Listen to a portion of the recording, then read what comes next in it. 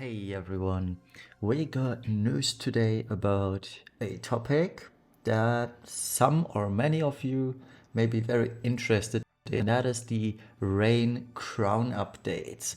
Now, you probably all watched already since our news coverage video for today, so I will not cover the news. He did an excellent job at that, but yeah, what I do want to talk about today is Rain's crown updates. But before we get to that, I know some of you are curious. I'm currently ranked 51 minus 7 because of cheaters. This is the team, same team as I'm using as always. I just made a few changes. As you can see, I'm using an underleveled on-purpose Xon. It's the third Xon I'm going through just to minimize damage taken. So let's hope I can stay in the top 50. But it is all about Rain Crown updates today, so let's check those out. This should be it, right? Yeah, there they are. So the Rain Crown updates. As you can see, he gains a few standard abilities, right? So boosted chain cap increase, which is nice. Some static attack. It's all good. We don't know how he will perform in the grand scheme of things. It really depends whether they just copy over the JP stuff or they add more to it, which I would really hope they do. But we don't know for sure. So we'll have to see. But truth be told, if they just blindly copy the JP stuff, Rain is not going to be relevant in any kind of form. So don't get your hopes up. But the thing that may give him a chance at your party composition are these ability awakenings crown upgrades. Now these are very, very costly, as you can see, each ability costing you 4 crowns. At the current time of this video, we only have 2 crowns, but we are getting 2 more with Final Fantasy X, which are hopefully not premium units, but we'll see. Anyway, 2 more crowns are on the way. They are coming on the 25th. If I'm not totally mistaken, one on the 25th, one on the 29th. So we will have 4 in total for the second week of Clash of Wills. However, fire is not an appropriate element anymore for Clash. So yeah. Alright, so this reads, as you've all probably seen by now, Extreme Blade increases or reduces fire resistance by 150%. This is our highest in peril in the game, bar none. There is nothing better than this. Again, super costly, 4 crowns, which are super, super rare.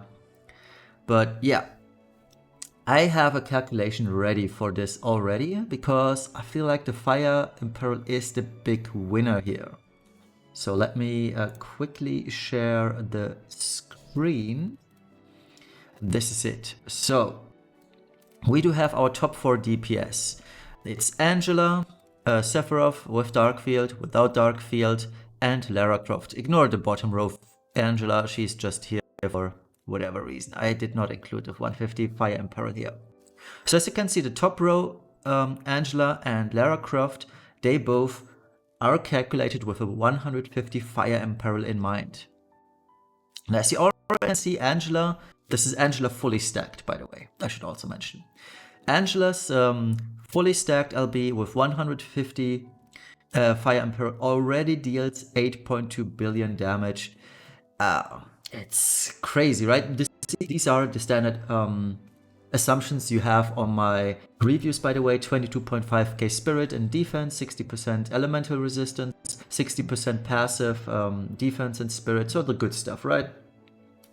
But yeah, let's check out the average stuff. So Dark Field Sephiroth is really behind compared to Angela, on average that is.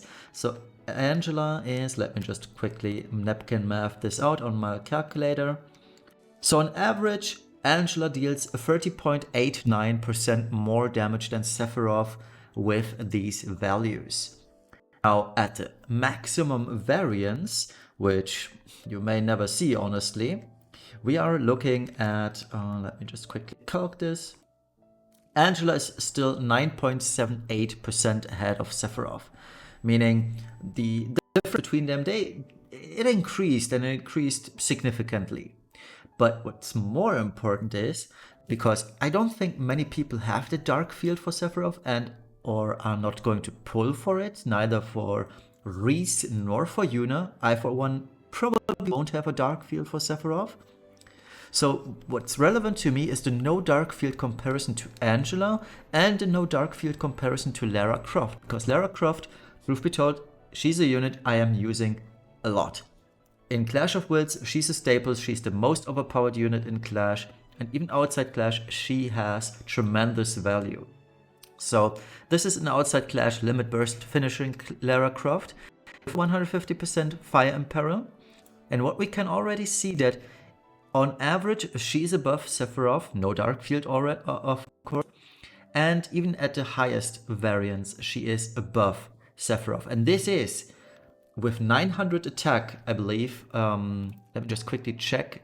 Yeah, it's a 1000 attack difference. So Sephiroth is calculated with 10,478 attack and Lara with 9,474. So 1000 attack difference cannot make up for the 15% imperil, 15 percentage points imperil difference. So this is why I was super quick to just check out the damage increase for Lara and Andra by the Fire Emperor, because from my point of view, the Fire Imperil weighs more than the Fire Amp that Rain gets, especially for the units that already have a strong Fire Amp. Like Angela has 50% innately, Lara has 60% innately, meaning Lara does not get affected as much as Angela from this. So yeah, but it's still the 150 Fire Imperil is the big kicker here. Now Sephiroth with a dark field, he's still well above Lara Croft, but it's not such a great difference anymore. So the difference we are looking at, let me just quickly check the numbers. So Sephiroth with a dark field is 13.76% ahead of Lara, which is less than he is right. Which is more than he is. No, which is less than he is right now. He has about, I believe, 18% leeway compared to Lara without the 150 imperil. So it's really good stuff. Now the other thing, let me just go back to Windows Capture again.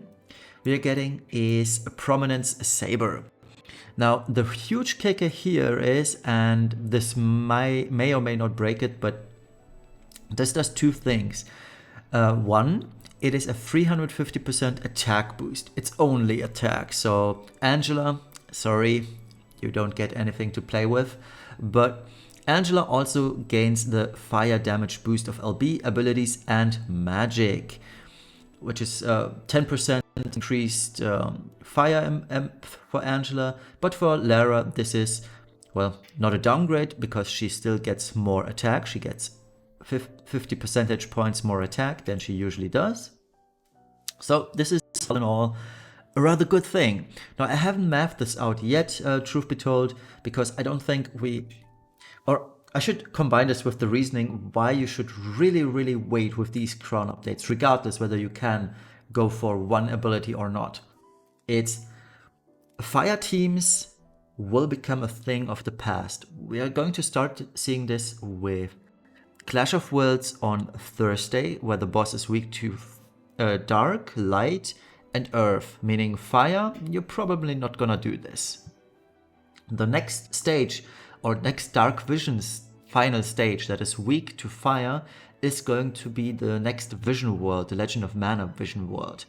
So if I were you, I would wait with these crown updates. Because truth be told, if you're not using Cetra Descendant Aerith right now, who is the closest to this, you will not use Rain's crown updates. Because they're kind of equivalent, right? You bring both to each fight just because you want more fire amp or more fire imperils or higher stats. Yeah, both do essentially the same thing. It's just that Aerith has 400% all stats, where Rain only has 350 attack only. But he's got the 150 imperil to fire, which is something that Aerith really lacks. So it's give and take. But the whole picture here is, yes, Rain's crown updates are worth it if you want to permanently lock yourself to a fire team. And that is the issue. because fire teams are not going to be relevant for quite a while.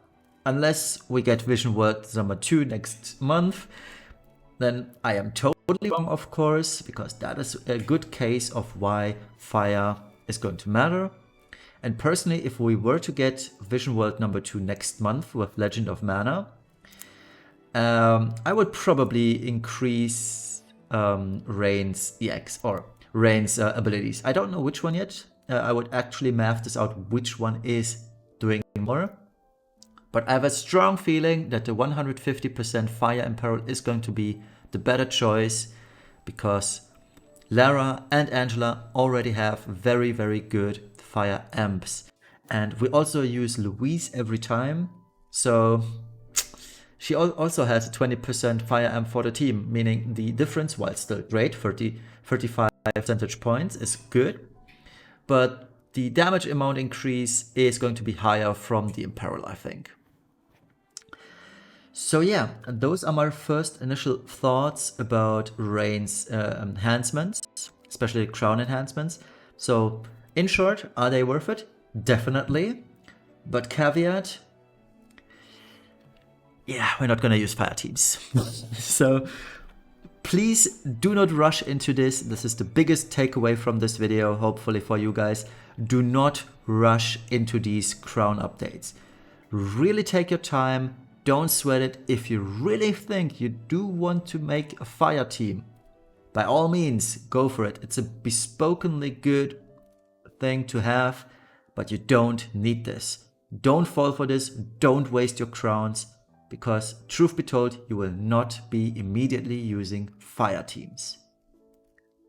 And that's about it for this video. Thank you for watching. I hope this was helpful. And I'll be going back to variance rolling. See you Thursday. Bye bye.